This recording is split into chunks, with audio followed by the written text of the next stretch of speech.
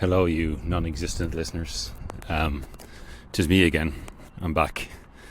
Mostly doing this because it's a post-work recording, and as ever, there's plenty of other things I should be doing with my evening, and more important things. But like last time, it is an absolutely spectacularly lovely late afternoon. In Dublin, the sun is splitting the sky. It's low 20 degrees. So yeah, I can't not be outside. So while I'm outside, I said, fuck it, I may as well record another podcast. I'm also back to using my old phone because I think I fixed the microphone. So obviously it still won't be studio quality, but I think it'll be better than that one I used last week. That one last week was a bit too much, what's the word, it peaked too much, get a bit too much static, and it really, when you do a walkie around one podcast like this, it's hard not to hit you with the breath, but that other microphone seemed to pick up the breath way more than this one does, and the sound quality just wasn't as good. It's still terrible, don't get me wrong, with this other phone, but it's marginally improved. So, like last week, this is essentially only going to be about Formula 1, because we're technically we're past the midway point. Last week's Hungarian Grand Prix was technically the smack bang midpoint of the season, but we're now at the summer break, so I thought this would be a good point to review where we're at this halfway point in the Formula 1 season, and also then just reflect on last weekend's Belgian Grand Prix, which just occurred, because plenty of talking points to go on about. And if I manage to get it in under an hour, we can talk some car stuff as well. But knowing me, that's very unlikely, considering I managed to ramble for a good 50 minutes about one Grand Prix last week. So it'll probably just be Formula 1. But we'll see how we go. We're doing it on the fly, as ever. Unprofessional and terrible. But come along with the journey if you are listening, which you probably aren't. Again, talking into the abyss. So, the Belgian Grand Prix last weekend, just gone. It's now currently, what day is it? It's Tuesday. So, weekend just gone. Spa-Francorchamps, arguably the best circuit on the calendar. Everybody loves Spa. The longest circuit on the F1 calendar. But just an epic racetrack.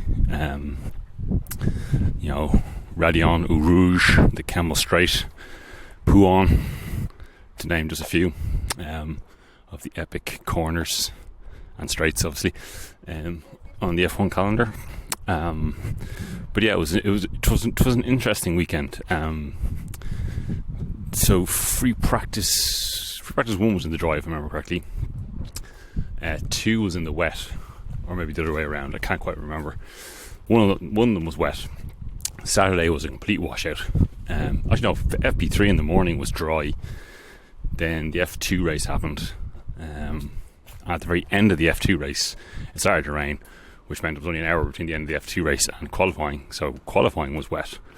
So it was there wasn't much dry running for the F1 drivers. So they went into the race on Sunday not a whole lot of knowledge, dry running knowledge, because Sunday was a dry race, which made things interesting, because qualifying, how did it work out in qualifying? Again, I should know all this stuff. So Max put on pole by quite a margin. I think he was over half a second ahead of everyone, but he was going into this weekend with a 10-place grid penalty because he took a fifth power unit, I should say, for this race, which is the third year in a row he's done such a thing. Which you kind of realize, like, it goes to show that Red Bull really are not infallible. That they can only really make it to the halfway point in the season before having to go out of their allocation of power units. So there's a bit of a breeze blowing, so hopefully that's not going to overly affect the sound quality of this terrible podcast.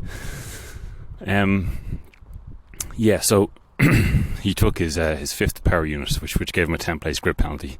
as did Yuki Tsunoda in the RB, but Yuki took loads of components, so technically Yuki had a 60 place grid drop, so he was starting from the back regardless. But this is the third year in a row that Max has done so. Now, in the previous years, I think the first year he did, I think he qualified fourth, so he ended up third, he ended up starting 14th, and I think last year he started 11th. This year he put it on pole by a long margin, I say, by about 6/10, I think it was, and but that dropped him down to 11th, starting 11th, 10th, 11th. I can never remember how these grid places. It's just a 10 place grid drop. So if you start on pole, does that drop you to 10th or does that drop you to 11th? I should know this because I obviously watched all of this, but I remember like a goldfish. Anyway, he's starting 10th or 11th, but going on previous form, because those 2 previous years where he took the grid penalties, because Spa generally is quite a good track for overtaking, he stormed through to take the win. So with that margin in qualifying, you kind of thought like, well, he'll probably get the race win come Sunday for this year's Belgian Grand Prix, even with the penalty. But so with him dropping back, a surprise inheritant of the pole was Charles Leclerc, who managed to qualify. Sorry, excuse me, burping. Another tradition of this podcast. Charles Leclerc managed to pull a second place, which turned into pole with Max's penalty, which kind of came out of nowhere because Ferrari's pace has been a bit lackluster over the last 4 or 5 races. They've really fallen backwards a bit, and as Merck and McLaren have moved forward, but a very tidy lap from Charles Leclerc. Wasn't quickest in any of the sectors, but a tidy lap to put him second. Then there was the 2 McLarens with Oscar ahead of Lando. Then apologies, Perez was third, which he inherited second, which was something he very much needed to do because his future very much in question going into summer break. So that meant he started on the front row, even though it was third, but inherited second. Then the 2 McLarens, then Sainz, who else was there? Then I think Alonso was in there. Whatever. You don't need to know any of those details. It's all happened. It's on the internet. Look it up if you're really that interested. But so anyway, come race day then. The start of the race, Charles kind of knew his pace wasn't going to be rapid. Sorry, what am I talking about? George Russell and Lewis Hamilton obviously qualified. Hang on, let me go through that grid again. So Max dropped back down to 11. So pole was Charles Leclerc. Perez started second. Then the 2 McLarens. Or did Lewis Hamilton split the McLarens? Hang on, I'm going to look this up because I'm an idiot. Not that it really matters, but I should know this stuff. Where's the F1 app? Race qualifying. So Verstappen on pole, but dropped down to 11th. Leclerc, Perez, Hamilton was ahead of the 2 McLarens. Hamilton, Norris, Piastri, and Norris was ahead of Piastri. So this is how terrible I am with this shit. I have a master's degree in journalism. You wouldn't think it. Piastri, Russell, Sainz, Alonso, Ocon. I'm sure while we're going through it, Albon good 11th, Gasly a pretty decent 12th, although they qualified by Ocon. The Alpine was quick this weekend, surprisingly, because they went for a severe low drag setup. Gasly, Daniel Ricciardo 13th, Bottas 14th, Stroll, Hülkenberg, Kevin Magnussen, Tsunoda, who ended up starting at the back, Logan Sargent, and Zhou Guanyu. Oh, fucking hell, it's walking to a tree. This is the stuff, these are the perils. So anyway, back to the race. So, yes, back to the race. Leclerc knew his pace probably wasn't going to be all that in the race. So at the start, Perez was originally planning to cut across to try and squeeze out Leclerc, but he got surprised by a very fast starting Lewis Hamilton, who was right beside him going into turn 1. So he had to defend against Hamilton going all the way up through Radion Le Rouge and up onto the Kemmel Straight, and that battle kind of kept going all the way up. And then Hamilton got by Perez at the end of the Kemmel Straight, and it also allowed then they kept battling for the first couple of laps, which allowed Leclerc to get a little bit of a lead. At the same time, coming out of the first corner, Norris put a wheel onto the gravel, which dropped him back a few places, which gave Piastri a bit of breathing space, and then he had Russell charging up behind him. Eventually then Hamilton caught Leclerc, took him pretty easily, and then that's kind of how the race played out. Piastri eventually caught up with Leclerc and got Leclerc as well. That kind of looked like kind of how the race was going to pan out, and there wasn't loads of overtaking. I'm kind of coming back out into the world of traffic again, so sorry, hopefully road noise won't be too disruptive. It's kind of like, because there wasn't a whole load of overtaking. There was some overtaking, but not compared to other years, because they shortened the DRS section going up the Kemmel Straight, which I thought was good. So the overtakes that did happen were really good overtakes. Still DRS assisted, but not just breeze passes as they have been in previous years. I had a bus stop here now, and there's a book left on the seat. The Unknown Bridesmaid by Margaret Foster is a reader recommended book by Good Housekeeping. Only one person knows what happened that day. Ooh, sounds saucy. Julia was the only person who knew what happened that day, but she didn't tell the police, and then it was too late. Now, years later, her secret looms large. Is it really too late? And if she does tell, can't she bear the consequences? That sounds saucy. Anyway, off topic.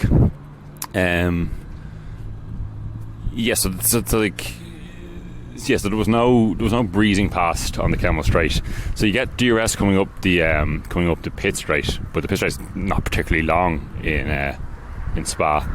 So no one, if you're behind by a second, you were able to close in on someone going into the first corner, but you didn't want to be ahead of them coming out of the first corner, because then they'd get DRS on you and you just get overtaken again.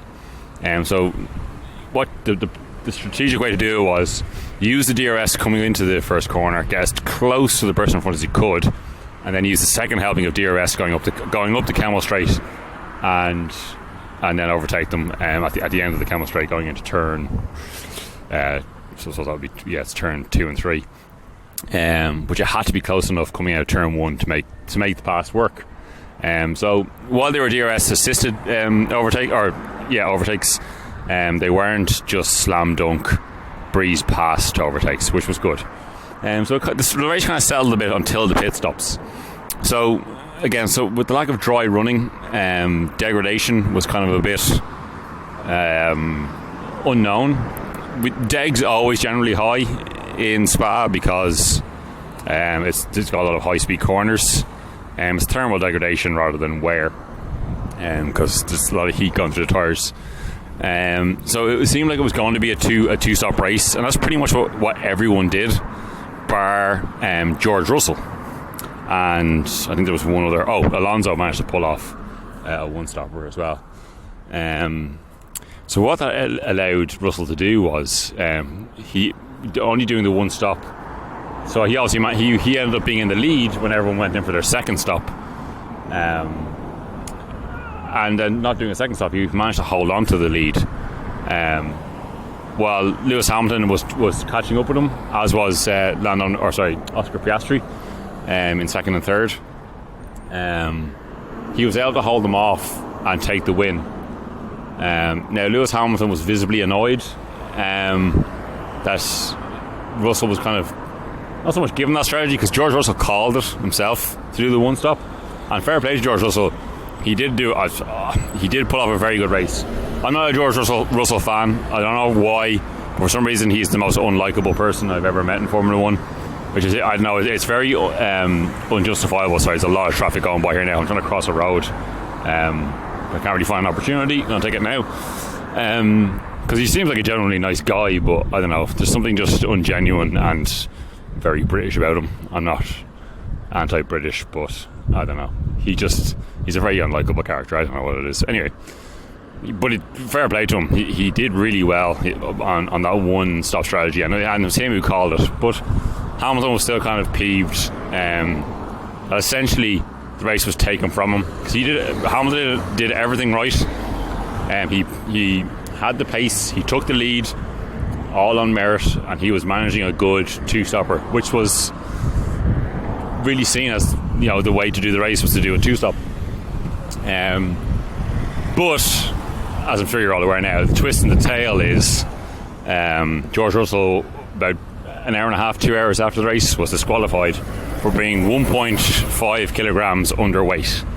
Now, it's still not 100% certain as to how this happened.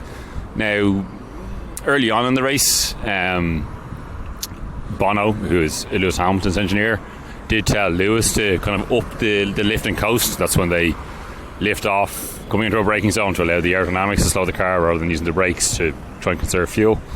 Pretty early on, relatively early on, because it didn't look like there was going to be any safety cars, because there's quite a high likelihood of a safety car in Spa. It can be quite an incident-prone race, but it didn't happen. So obviously the teams would have factored in the possibility of a safety car into the fuel allowance, because you don't want to overfuel your car for it to be too heavy. So going on to the one stop, possibly somehow they managed to miscalculate how much lift and coast he should have done, or how much fuel was left in the car. It seems strange that they managed to fuck it up. There's also a possibility that because he went so long on his second set of tyres, that the degradation on them was so high, he would have had a lot less rubber left in his tyres, and they don't do a cool down lap in Spa because it's too long, and they swing around and go up the pit lane the wrong way after they finish the race. So you wouldn't have got any pickup on his tyres to add a little bit of weight. But whatever happened, there was a mistake made, and the car was 1.5 kilos underweight, which doesn't seem like a lot, but in a Formula 1 car, that's a significant amount of weight. They reckon over an entire race distance, that could be anywhere between 6 and 8 seconds of race time. Again, obviously you'd have to factor in how it happened and stuff like that. But anyway, it doesn't make a difference. Even if you're a gram underweight, you know, you broke the rules. The rules are clear. You get disqualified. Feel a bit bad for him. He did everything so well, then got the race kind of taken away from him. Hamilton, although he inherited the win, I do think he deserved to win the race overall. Had he been on a one-stop strategy, he would have won.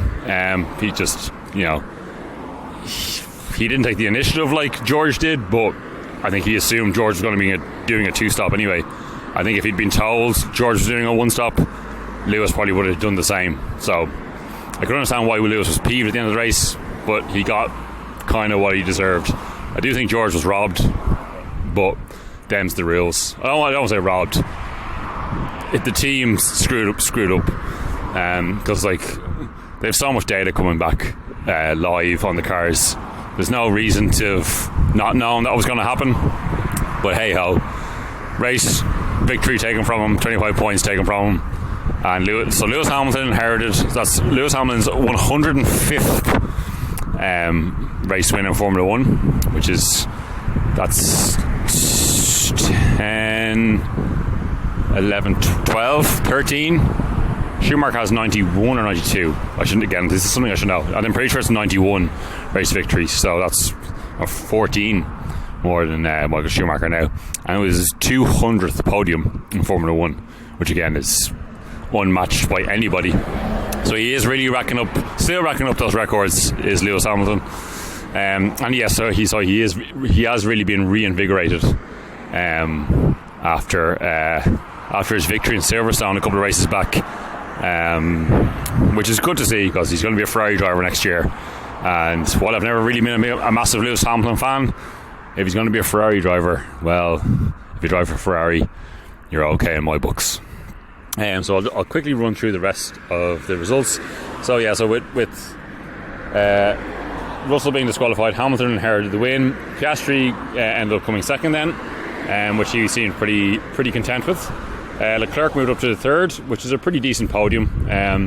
So I know he started on pole, but I think he was surprised by the pole, and I don't think they knew their race pace really wasn't going to be up there. So a podium is not so bad. It's not good enough for Ferrari, but for the weekend that was in it, I think they'll take that. Verstappen would have finished fifth on the road, but came fourth, which again damaged imitation this weekend. I think he'll take that. From years previous, I think maybe they were hoping they would have got through the field, and with the pace he had in qualifying, had he got through, he probably could have won, but he didn't. It's no longer a one-horse race in F1. We'll go through the rest of the season after I go through this kind of race report, as 20 minutes in and rambled like a madman as usual. Norris was fifth, so obviously that's not great because he started ahead of Max and Max finished ahead of him. So while it's only a small increase, that means Verstappen increased his lead over Norris in the Drivers' Championship by 2 points. So again, I'm not going to go too much into the whole Norris giving the place back to Piastri in Hungary, blah blah blah, but I still do think those 7 points that Norris kind of gave away, they might come back to bite them. I don't know. Max now going into summer break has a 77 point lead, I think it is 76 or 77 point lead in the championship, so it probably will be meaningless nonetheless. But there's still 10 or 11, no, yeah, there's 10 races I think left. So there's still 250 points on offer. So yeah, not impossible, but improbable. Norris fifth, Sainz sixth again. I think about as best as Sainz could have hoped for. Wasn't really on it this weekend. Perez finished seventh, well, eighth on the road and seventh with Russell's disqualification. Not good enough. Started on the front row, really should have taken the lead at the start, and he didn't, and then he just fell backwards and fell behind his teammate, and he started much further back than him. So just a continuation of Perez's terrible form. Alonso was eighth. I say he'll be happy enough with that. Did it on a one-stop strategy, so similar to Russell, but they managed to do it legally. Ocon ninth. I'd say he'll be pretty happy with that. A couple of points for Alpine in a season which has been pretty difficult for the Alpine team. And then Daniel Ricciardo managed to score an inherited point after Russell's disqualification, but pretty good. Danny Rick's have been having a decent run of form of late, and he ran a pretty good race this weekend. He's been kind of comfortably ahead of Tsunoda the last few races, and getting a point going into the summer break, I'm sure will be welcomed there. And Stroll 11th, Albon 12th, Gasly 13th, Magnussen 14th, Bottas 15th, Tsunoda 16th, even though he started at the very back, but he was the only people he was ahead of on the road were Sargent and Nico Hülkenberg, and the only retirement in the race was Zhou Guanyu, which happened pretty early on. He had a loss of power, which he did a control-alt lead on, but it didn't seem to do anything. Well, he managed to keep going for a little bit, but then they had to retire the car. So that was the race. So we'll get into the mid-season report, and I'll go through it via how the championship. What's this now? It's a motorcycle of some sorts. It's going to be very loud, I'd imagine. It's a I don't know what that is. I usually have two Velvet motorcycles, but I can't. It's a fairingless street bike, I suppose you would call it. It's black with luminous green accents. Can't quite make out what it says on the tank. It's a Yamaha, I think. That's encryption. It's loud anyway, whatever it is. Very loud. Probably can't hear a word I'm saying.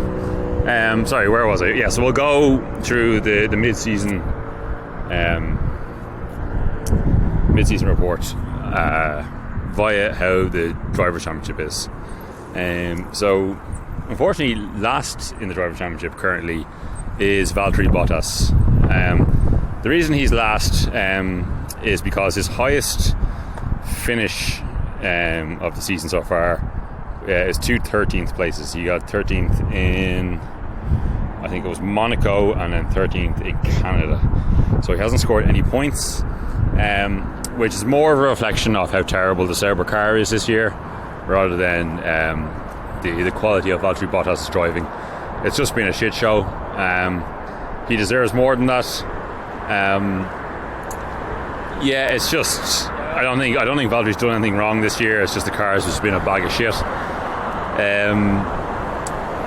Sorry, I'm going to pause here. I'm going over a flyover at the M50, and you probably won't be able to hear a word I'm saying. So I'm just going to pause until I cross over, because you won't be able to hear what I'm saying.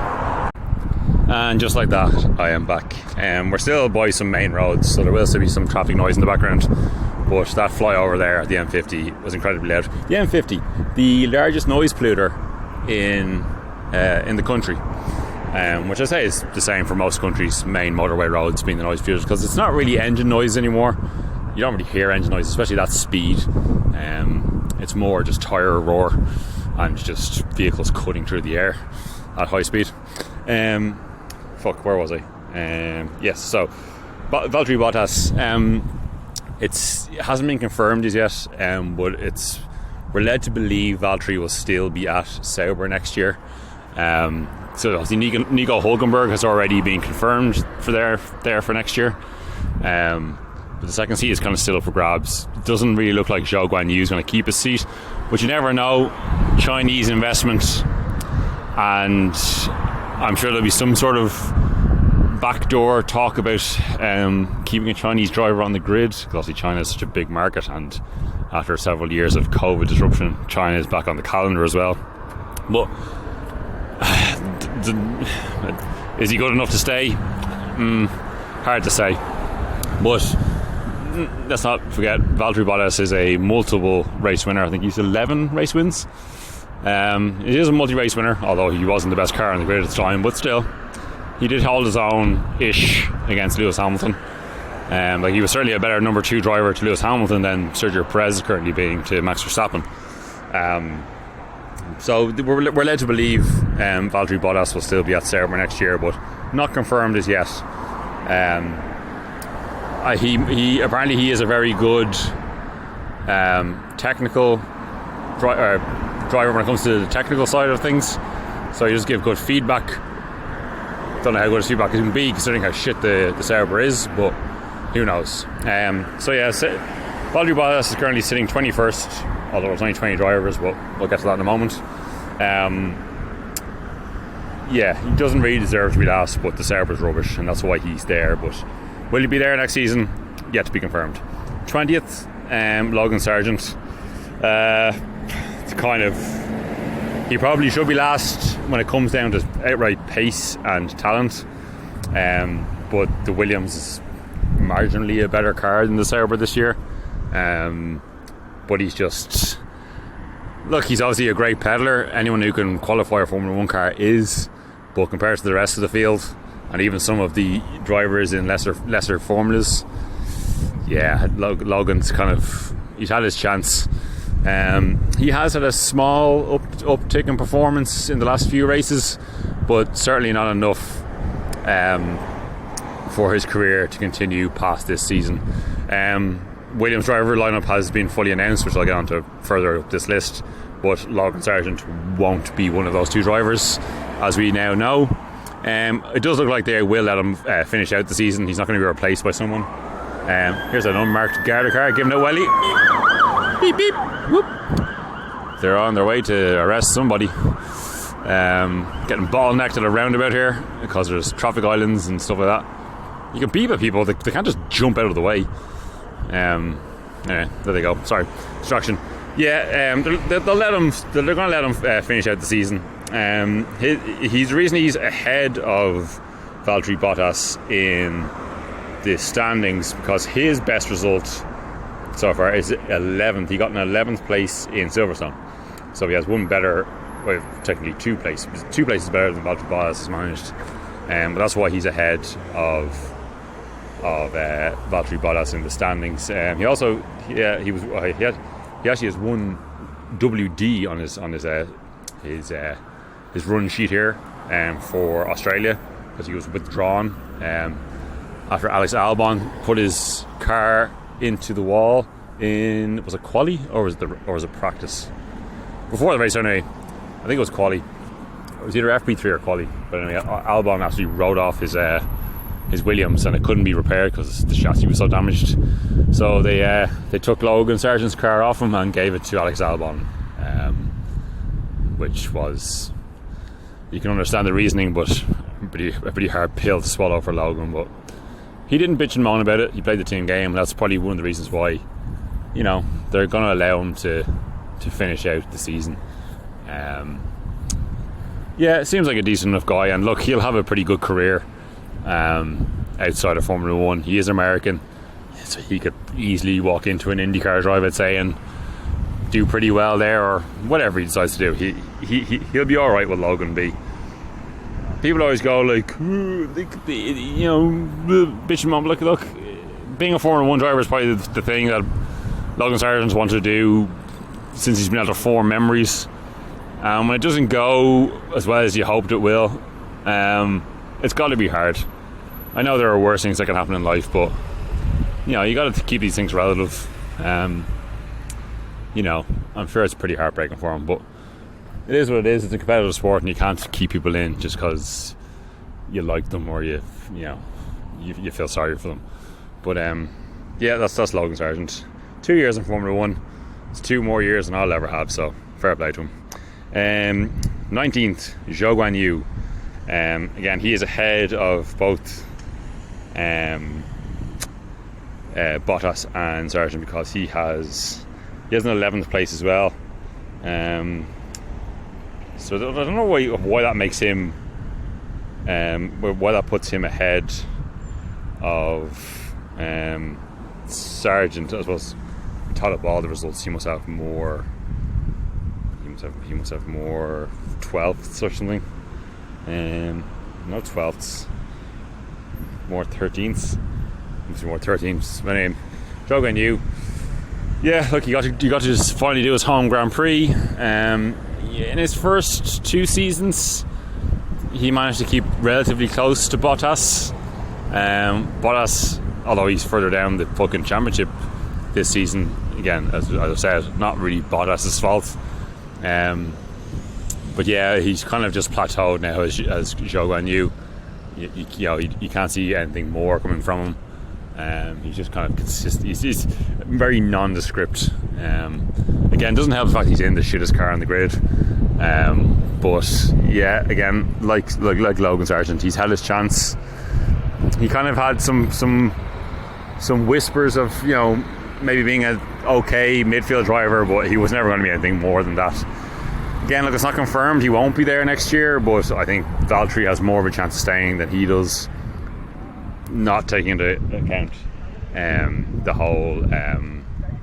whole Chinese driver, Chinese money situation.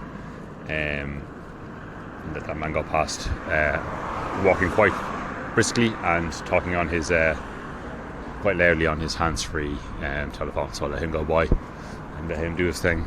So Zhou, again, he'll be there for the rest of the year. Not really expecting much from him for the rest of the season.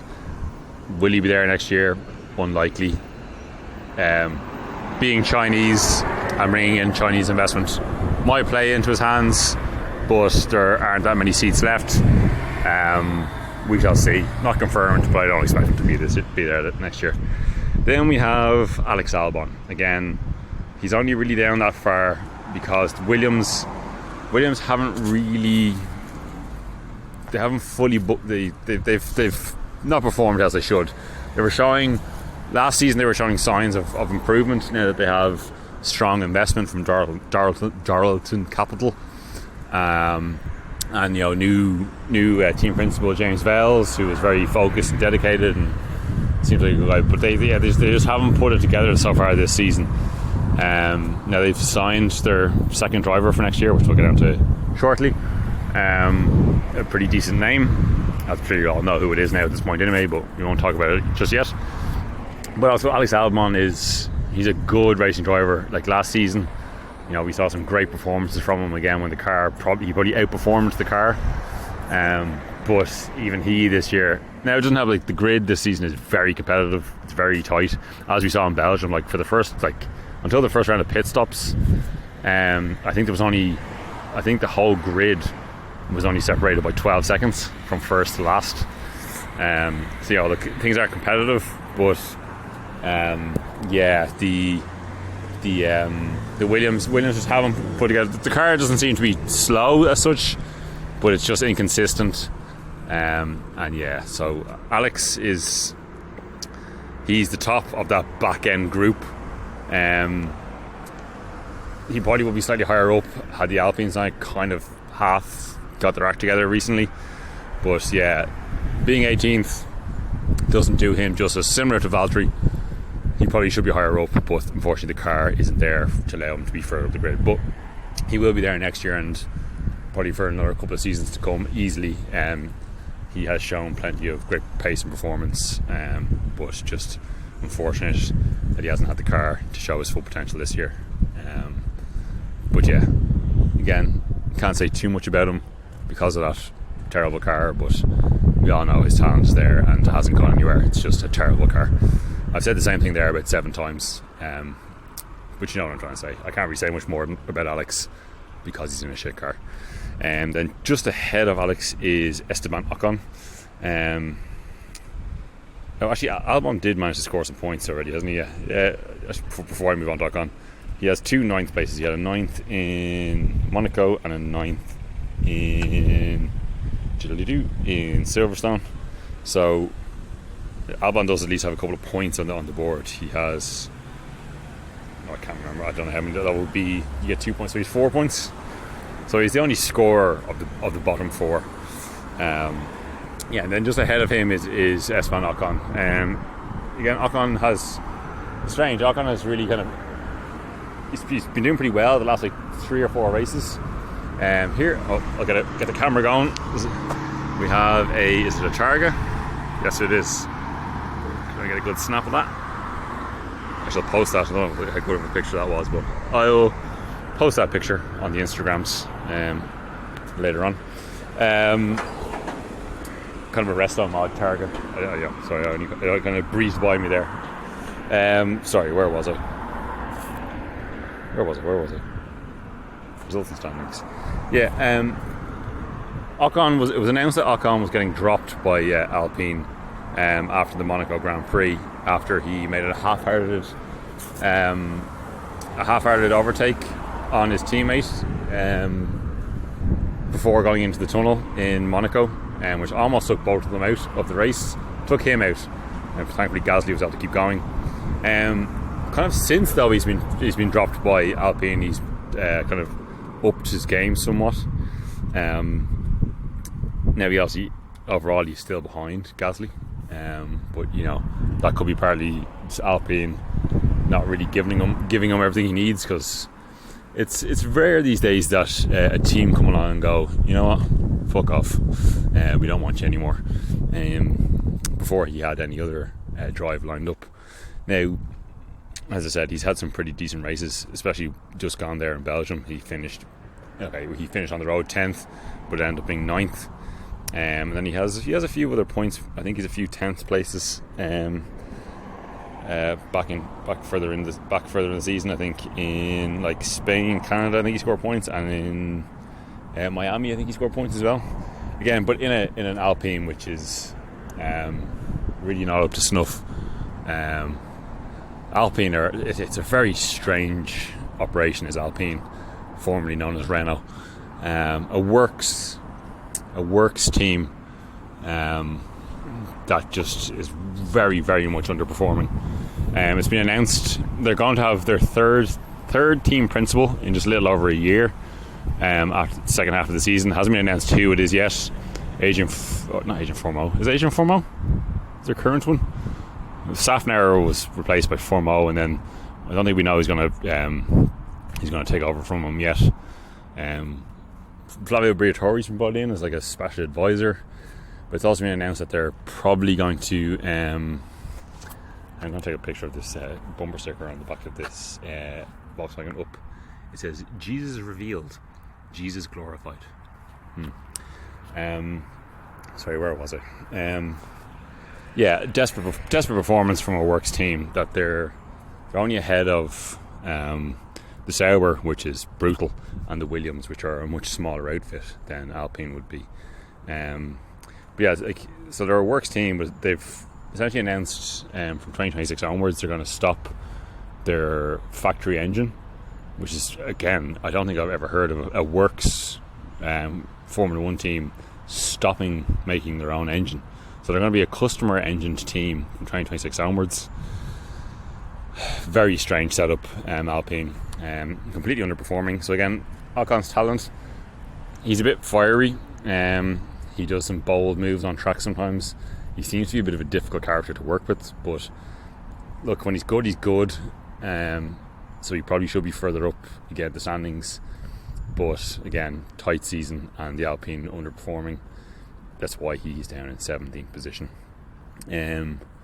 He is and so he's been dropped by Alpine, but he is going to be at where's he going to? He's going to Haas next year. It goes to show he's doing something right. Ayu Katsuta, I can never pronounce his name right. Ayu Komatsu, there we go. He was team principal of Haas. He was Ocon's first race engineer in Formula 1 back in the Manor days. So Ayu knows Esteban well, and he clearly wants him in the team. Look, as I said, when he's good, he is good. And you know, again, rumours that Spiral says he's hard to work with, but I always worked with him before and wants to work with him again. So yeah, he'll be on the grid next year. I think he signed a 2-year deal with Haas, so he'll be around for at least a couple of seasons yet. Esteban. Will he be anything more than a good midfield driver? I don't think so. But you know, as I said, on a good day, he will get the points for you. So you know, I can see why Haas to have taken him on. The person who he will be replacing at Haas is Kevin Magnussen, who was just ahead of him in the driver standings. Again, just a bit inconsistent, K-Mag. He's had 2 points finishes. I think he had an 8th place in the Austrian Grand Prix, and he had a 10th in the Miami Grand Prix. Again, a nice fairy tale story. K-Mag coming back to Formula 1 2 seasons ago when he replaced Nikita Mazepin after Nikita Mazepin was booted out. One, because he's a terribly shit Formula 1 driver, but also because of his nationality. I don't need to go any further than that. You all know why. So K-Mag was brought in, and it was kind of like redemption. Everyone thought his Formula 1 career was over at that point. Got a second chance. Thoroughly outperformed Mick Schumacher. Got a pole position in Brazil, I think it was, in the first year he came back. Which I think it was first sprint race, but either way, it was still a pole position. And it was all looking pretty good. Then not sure what happened there. My recording stopped midway, which is probably good because I think it was 43 minutes in, so it led me to know I've been rambling for way too long. So I'm going to stitch these two together. But anyway, talking about K-Mag. He's been comfortably outperformed by Nico Hülkenberg since Nico Hülkenberg's return. So he's out at Haas, and that's probably the end of his Formula 1 career. Again, there's not many seats still open in Formula 1, and I don't think he's been performing well enough to continue. So yeah, it'll be sad to see K-Mag go. I'm a fan. Again, on a good day he's good, but he's just been too inconsistent, and he can be a bit fighty at times on track. But look, the fact that he got back to Formula 1 at all is a pretty solid achievement, and he will fight till the end of the year. He's not going anywhere until the end of the season. But K-Mag 16th, ahead of Ocon in the Alpine, which is a pretty decent effort nonetheless, but that's the end of K-Mag's Formula 1 career, you'd have to assume. Again, he'll have a pretty solid career at sort of Formula 1. He was going to be racing for Peugeot in the World Endurance Championship before he came back to Formula 1. I think he'll have a good career in sports cars. Again, he can go to America and make lots of cash. He won't go stuck with K-Mag, but that's where he is there now. Just ahead of K-Mag is Pierre Gasly, so he's 2 places ahead of his soon-to-be ex-teammate Esteban Ocon. Again, he's had a few points finishes. He had a run from Monaco to Spain, I think a 10th, a 9th, a 9th and a 10th. Again, Gasly's kind of been let down by the car. He's had a couple of retirements. And just again, the Alpine, just being the Alpine, as I mentioned when I was talking about Ocon, is the reason why Pierre is probably so far down. Again, he's signed a long-term deal with Alpine, but will you regret that? He didn't really have anywhere else to go when he signed the deal. He's a good pair of hands, is Gasly. He had that unfortunate thing happen to him where he was a number 2 against Max Verstappen in Red Bull and got dropped by Red Bull. Went back to AlphaTauri, I think they were still called Toro Rosso then, who are now RB. He performed very well at RB, and he's done pretty well since he got to Alpine, but again, he's been let down by the car. Where his career goes, hard to tell, being at that shit team. But yeah, again, he's doing the best he can this year, but the car has just let poor Pierre Gasly down. But again, at least he has a drive for the next couple of seasons, unlike some. 14th in the driver standings, this is why we have 21 drivers, is Ollie Behrman, who did one race in Saudi Arabia, standing in for Carlos Sainz at Ferrari after he had to have emergency appendicitis, and he finished 7th in that race, which is a very good effort for someone who was stuck into a Formula 1 car last minute at a pretty difficult track that he'd never raced on before. His F2 season for Ollie Behrman hasn't been very good, but he is highly rated. He proved himself in that race that he has what it takes to be a Formula 1 driver, and thanks to his Ferrari connections and because of that one race he did with the team, he has managed to sign himself with Haas for next season. So yeah, a lot of promise to come from Ollie Behrman. F2 can be a bit misleading at times. You know, there's been F2 champions who've come along and been pretty terrible in Formula 1, and then there's been people who haven't really shook up the grid in F2 and been pretty decent in F1. So, you know, he's already shown what he can do in a Formula 1 race. Whether he can do that consistently, yet to be seen. But he's going to be able to at least try and show us what he can do next season in a Haas. Whether he'll be given the car to do it is another question mark when it comes to Haas. But again, Haas have had a decent improvement in form compared to last season, so yeah, it'll be interesting to see. And he'll be going up against Esteban Ocon, which will be a good marker of his performance. Obviously Esteban Ocon's been in Formula 1 for, I know he missed a season, but I think he's at least had 8 or 9 seasons under his belt now as Esteban Ocon, I think. Maybe that's a bit overselling it. When did he first start? Was it 2016? He's been around for a while anyway as Esteban, so if he can manage to be close enough to Esteban next season, I think that's all you could really hope for from Ollie Behrman. If he manages to beat Esteban, that will be a bonus. Just ahead of Ollie Behrman then, the first of the 2 RB V-Carb, whatever the fuck you want to call that second Red Bull team, Daniel Ricciardo. Bit of a shaky start to the season, kind of comfortably outperformed by Yuki Tsunoda in the first half. The last few races he has kind of upped the game. He's been slightly ahead of Yuki the last 4 or 5 races. A few points finishes. He had an 8th in Canada, a 9th in Austria, and then he inherited 10th place in Belgium. A good race. He probably should have finished in the points in Hungary as well, but they just fucked up the strategy on him. I think Daniel might have been kind of half hoping to get the second Red Bull seat, but we'll get onto that as we get further up this chatter. Sorry, there's probably a lot of road noise here, but I'm pulling into a park here in a second, so that should calm down of this overly long podcast. Yeah, again, his future is not secured as yet. If he continues this run of form, I think he'll probably end up staying at RB, or maybe he might still be in a Red Bull next year. Hard to say. is he at the peak that he was in his original Red Bull days and in his Renault time? No, probably not. But he has, at least, he's working hard, and he is steadily getting there. He's a very marketable man, as Danny Rick, which helps his career prospects as well. But he's behind Yuki in the standings, but only just. And I think, he seems to be getting back into a comfort zone. So if he continues the second half of the season as this first half has ended, Yuki might need to be looking over his shoulder, and possibly Sergio Perez as well, but we'll get on to him in a moment. Where was Danny Rick? So Yuki is just ahead of Danny Rick in the standings now. He's had a much better first half of the season overall, more points finishes. He was comfortably ahead of Danny Rick for the first 7 or 8 races, but the last few Danny Rick has kind of pulled ahead of him. But Yuki's done enough for him to have a contract extension at RB, I think a 2-year extension, so he'll be there for at least another couple of seasons.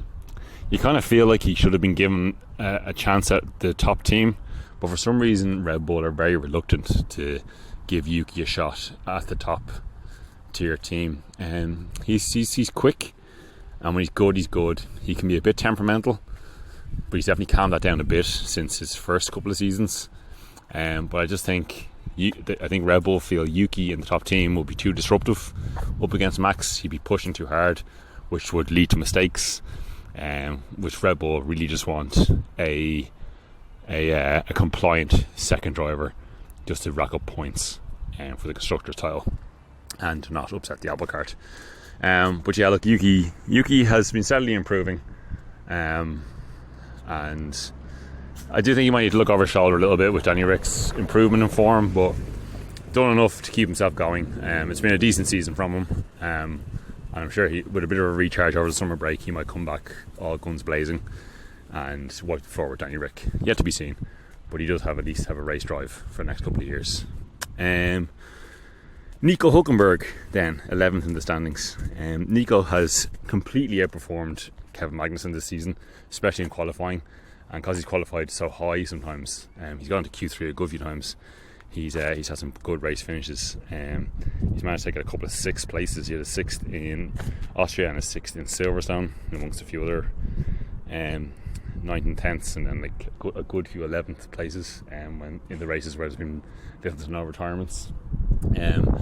Nico proving his form. The man who holds the record for the most amount of Formula 1 races with a podium, which is a horrible statistic to have on your CV, but he has proven he is still very quick, very capable, and he's possibly outperforming the car. He's certainly outperforming his teammate. He has signed for Sauber, which will become Audi in 2026, a multi-year deal, so he'll be there when it becomes the full-blown Audi team. Pretty solid career move, I think, from Nico Hülkenberg. He probably won't be there long enough if Audi manage to become a front-running title contending team.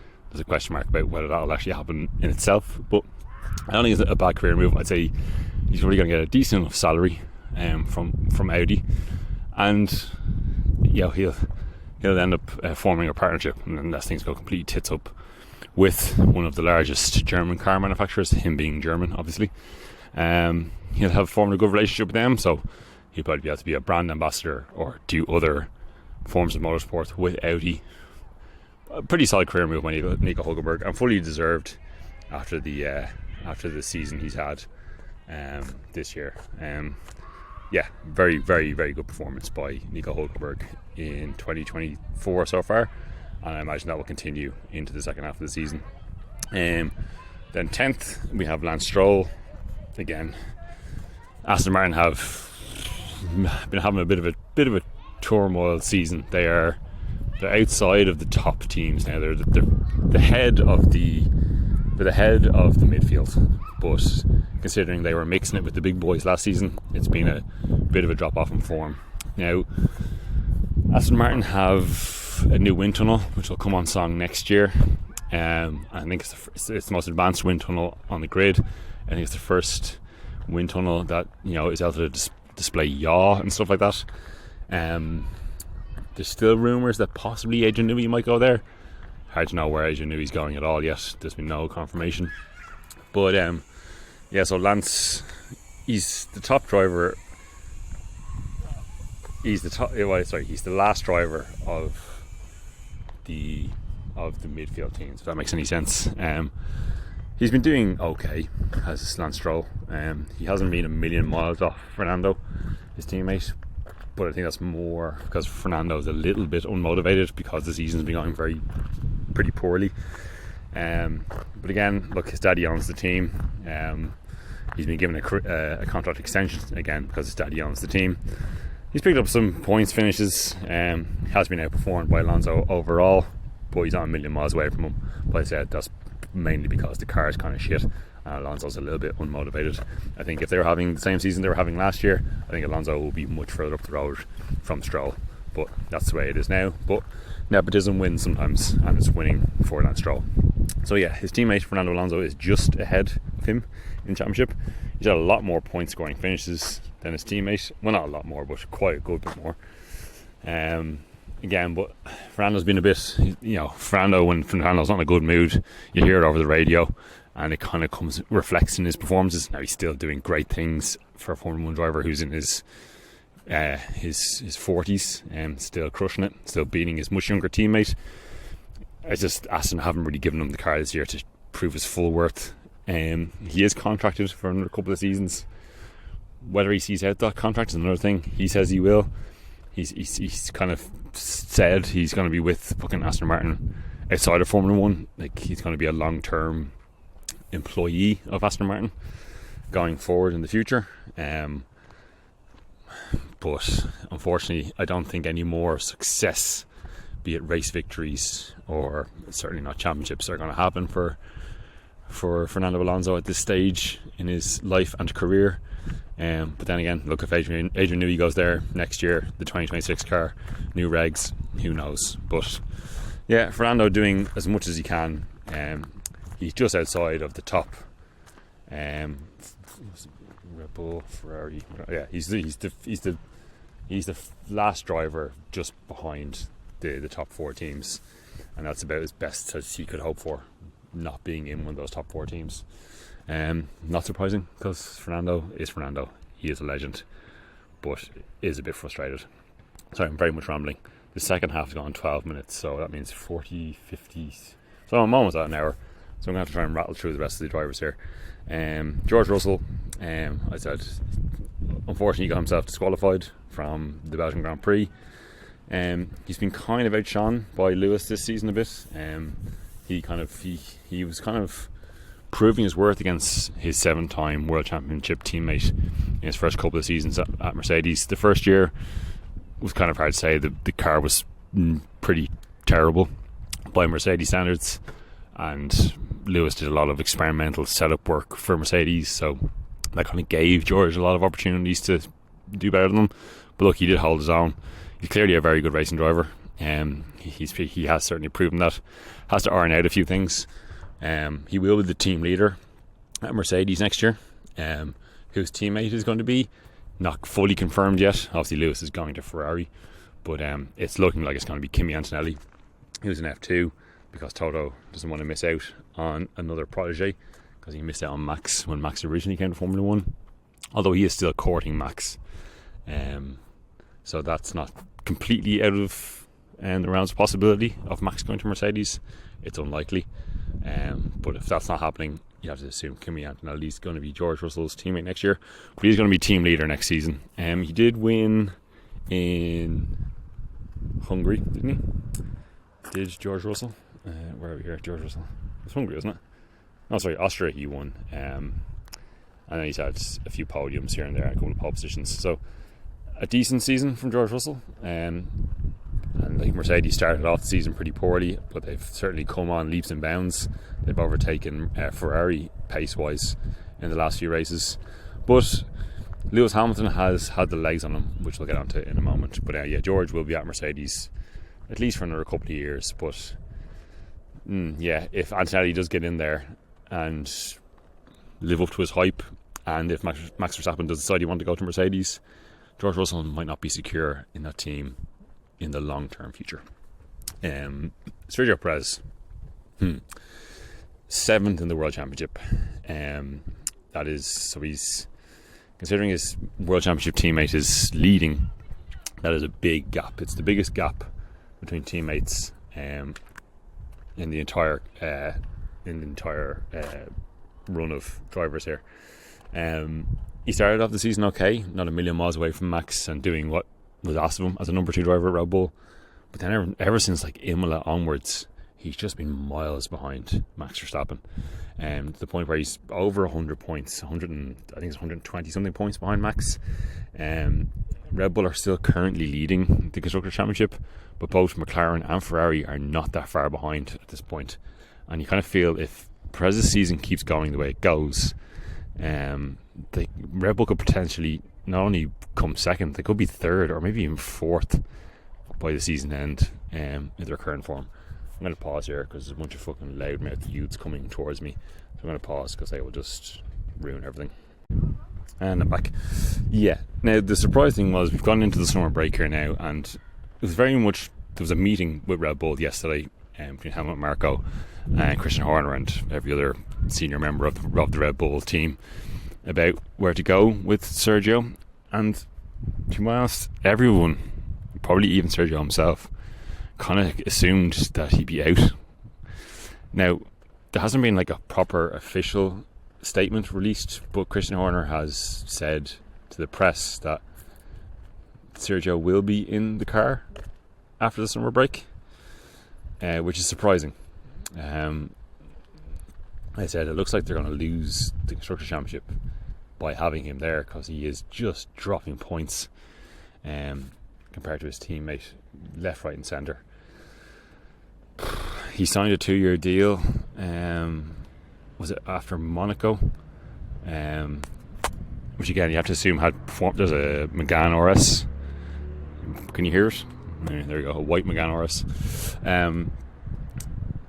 Yeah, it's strange that he's managed to hold on to his position. I think he's connected to the cartel, is Perez, because he came into Red Bull and it did okay after having a pretty good final season with Racing Point, but yeah, he's just so far behind Max. It's shocking that they're not going to give someone else a go in the Red Bull, be it Danny Rick, be it Yuki Tsunoda, be it Liam Lawson, be it Carlos Sainz. But for some reason it seems like they're going to hang on to Sergio Perez. Will he be there next year? That's another question again, but it's strange. It's strange that Red Bull are consistently sticking with Sergio Perez, considering how quick they were to drop other drivers in the past. But look, maybe he'll prove us all wrong in the second half of the season, but going on his current form, it'll be a surprise. Who's ahead of Checo? Lewis Hamilton. So 2 places ahead of his. So I'm going to pause again at this lady boy because she's loud. Sorry, a lady talking on her loudspeaker on her phone. You can probably still hear her, she's like a fair bit ahead of me now. Let her pass, let her do her thing.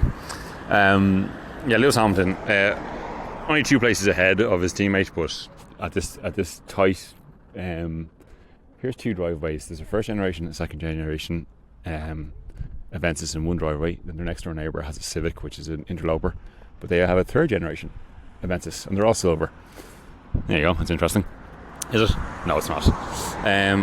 Lewis again. He was kind of, the Mercedes wasn't there at the start of the season, but they've picked up, and ever since they have picked up, so has Lewis. He had a fantastic race in Silverstone. His 9th win at Silverstone, another record to add to his tally. And as I felt, I knew that performance would light a spark under Lewis, and he's been so for the last since George won in Austria, then Lewis won in Silverstone, and then with that win, Lewis seems to have kind of taken a stride ahead of George, even though George technically beat him on the road in Spa. Obviously there was reasons why, but Lewis, again, for a driver, he was pushing 40, been in Formula 1 now for since 2007. So what's that? 17 years. He's still got it as Lewis. He'll be at Ferrari next year. Is he ruining that decision? Who knows? He was only going to be offered a 1+1 at Mercedes, because Mercedes kind of want to keep their options open for the future, long-term planning, whereas Ferrari were willing to give him at least a 2-year deal. There might even be things in that contract to allow him to go on further. Mercedes have kind of taken a step ahead of Ferrari in the last few races. Now Ferrari are still ahead of Mercedes in the championship, but the way Mercedes' current form is going, that could definitely flip. But yeah, Lewis has proven why he's a 7-time world champion in the second half of this first half of the season, and you feel like he's having those technically 2 victories now. Those 2 victories after a bit of a gap, nearly a 2-year gap from his last race win. He's rejuvenated and he's showing why he is arguably the best. Although again, personally, I think Michael Schumacher is the greatest Formula 1 driver ever, but statistics say Lewis Hamilton is the best racing driver ever, Formula 1 racing driver ever, and he's certainly performing on that level still. And I hope he brings that performance into Ferrari with him, because I love Ferrari. Goes on. Carlos Sainz is 5th. Pretty solid pair of hands, Carlos again. He's been slightly outperformed by Charles overall so far this season. He pulled out a fantastic race win in Australia after missing Saudi Arabia for Spencer. He came straight back and won in Australia, which was great. He's been consistent. There's a few races where he's been a little bit lackluster. Again, he's kind of fallen back as Ferrari have fallen back, as has Charles as well. But again, a steady set of hands. You can kind of see you can understand why he's slightly behind Charles, because he's gone into before the season even started, he knew he was out of Ferrari. So I'm not saying it's done anything to his determination and dedication of Ferrari for this season, but having to worry about his future and sort out a race drive for next season, I'm sure has been distracting for him.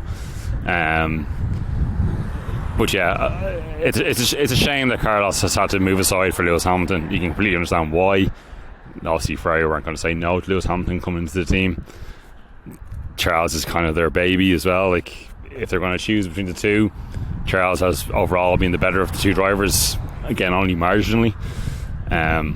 So it was always going to be Carlos who had to be sacrificed for Lewis. Now it's been rumoured for obviously since January, since it was announced that Lewis was going to Ferrari, as to where Carlos was going to go.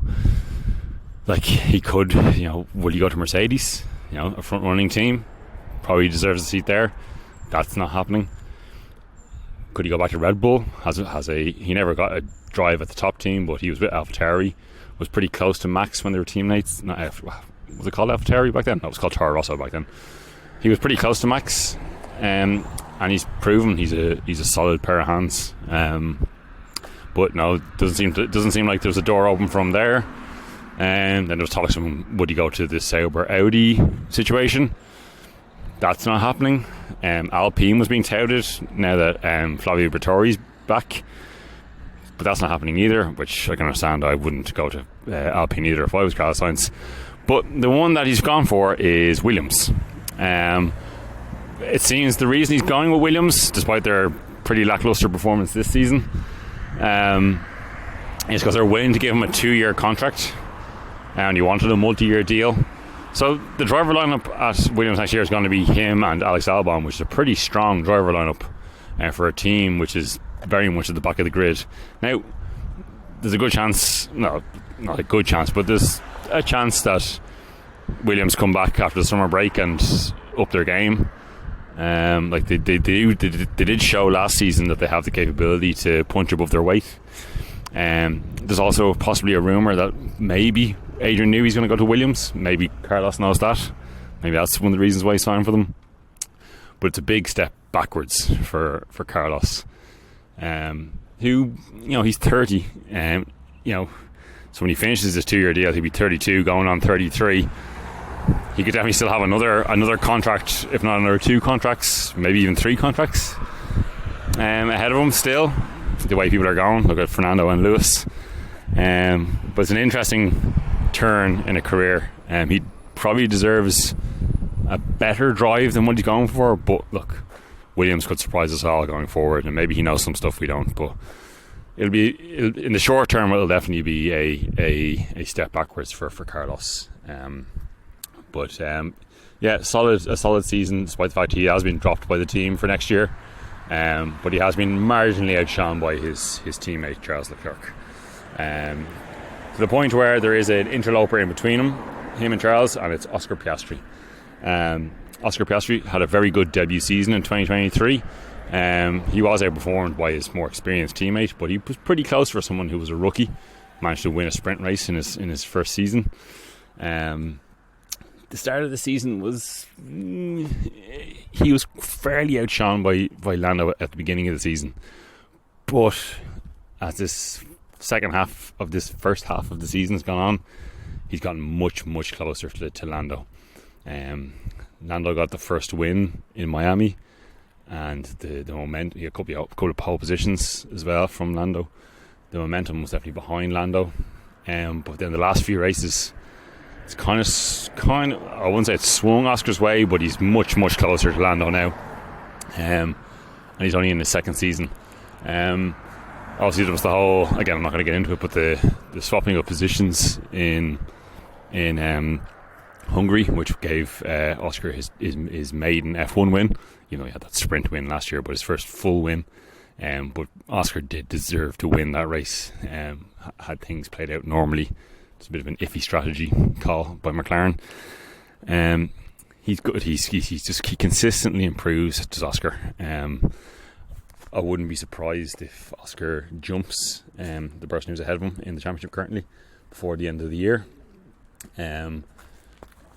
I feel he every time, like, he just keeps so like the summer break, I feel he's going to recharge. He's going to learn from the mistakes that he did make earlier in the season, and he's just going to keep getting closer and closer to Lando. And going into next year, that driver lineup is going to be very, very, very strong. And if McLaren keep their current form up, they could have they're going to have a very, very strong end to the season anyway. There's a good chance they're going to overtake Red Bull in the Constructors' Championship, and technically both drivers are still in the fight for the championship. Lando's more so than Oscar, but yeah, a lot of promise from Oscar this season. Took him a little bit to get going, but again, look, he is only in his second season of Formula 1, and he's proving why he was so coveted coming into Formula 1. So interesting. He's at McLaren for another couple of seasons as well. He signed a new deal at the end of last season because he was on a 1 year, and they signed him I think for 2 more. But you could see him being at McLaren for a good while yet. I like him. He doesn't play up to the camera. He's not overly dramatic. He's a cool character, and yeah, I expect good things from Oscar going forward. So yeah, the person that I think he could possibly jump before the season's out, not because of his talent, but because the Ferrari has kind of taken a step back from McLaren pace-wise over the last few races. So it's a good chance that Oscar will jump Charles Leclerc, who's currently third in the championship.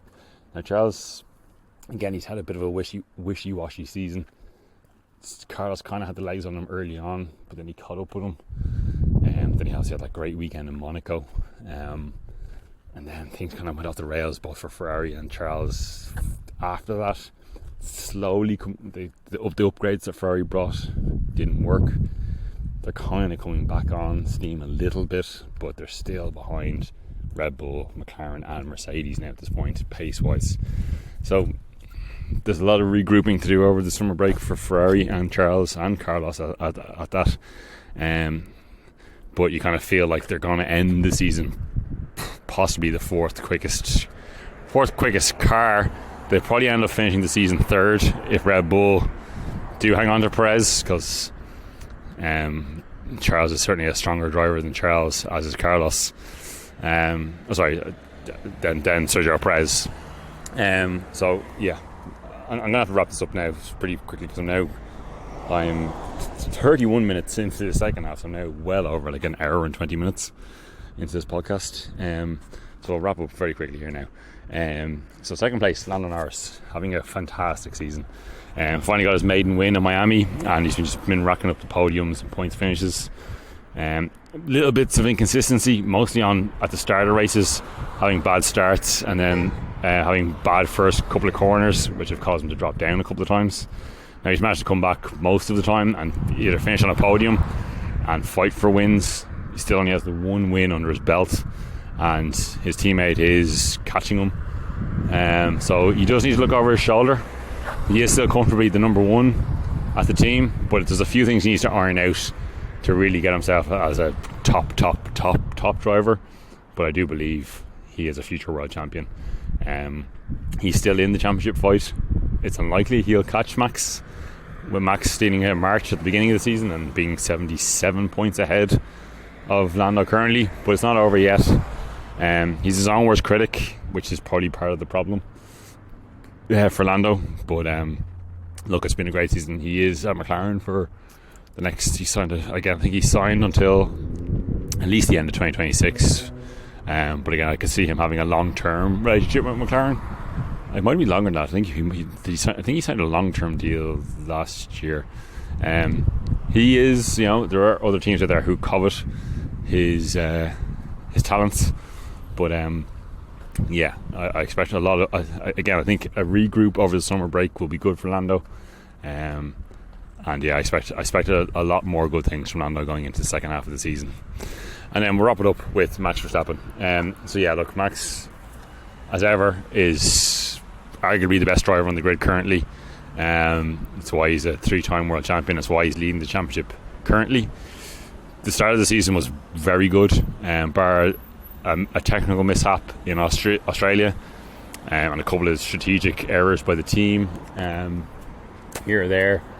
He was kind of unmatched in the first half of the season. But the second half of this first half of the season has been a bit messy by Red Bull. They're not the fastest car out there. McLaren seems to be. They're obviously not a million miles off. He was clearly very quick in Belgium, but that grid penalty put him down the grid. You can't argue, like, it'd be shocking if he doesn't win the World Championship this season. But again, there's been signs of when things aren't going perfect for Max, he gets a bit hot-headed, and things can get a bit what's the word I'm looking for? Turbulent, and it can show in the results and the pace. Obviously he got very argumentative on the radio in Hungary, with GP, his race engineer. But look, he's still performing at a very, very high level. He's still, without a doubt, the best driver on the grid currently, arguably. There's a lot of great drivers on the grid, especially in the top 4 teams, and further down. But yeah, look, he's had a iffy second half of the season, but I expect Max to come back after the summer break with his elbows out, and he'll put pay to any naysayers, including myself, obviously, about how the second half of that first half of the season's gone, and he'll come out all guns blazing. He's going to win the championship this season. You'd be mad to bet against him. But going into 2025, will he still be at Red Bull? Who knows? Will he be the championship? Will he be the championship winner next year? Again, you wouldn't bet against him, but the way things are going, it's going to be tough next year. He'll do it this year, but it's going to be a fight, and we're all looking forward to it. Had he not stolen that march at the beginning of the year, it would be a very interesting season. I think it was Karun Chandhok crunched the numbers, and if you took the championship from the last 8 races, Max will still be leading, but only by a very small margin from Lando and Oscar and Charles. So yeah, it hasn't all gone Max's way this season, unlike the last two. But again, yeah, you would be mad to bet against him, but he's going to have a fight on his hands for the second half of the season. It's very interesting. We've had 7 different winners in the first half of the season. It's unpredictable. You don't know who's going to be fastest and who's going to win each weekend, and long may that continue in the second half of the season. So we're away for 4 weeks now. I'm not going to have time to talk about any car stuff, because this is going to be an hour and a half long and no one's going to listen to it. It's way too long. Ramble. Good 2024 season. Long may it continue. There'll be a break. I might come back at some point and do another podcast this week only about cars, but it'll probably be next week. As I said, I technically have lots of other important things to be doing, but nothing like a bit of procrastination to cure what ails you. I'll stop rambling now. If you have been listening to this, I love you as always, and until next time, be safe, be well, I'll talk to you again soon. Bye.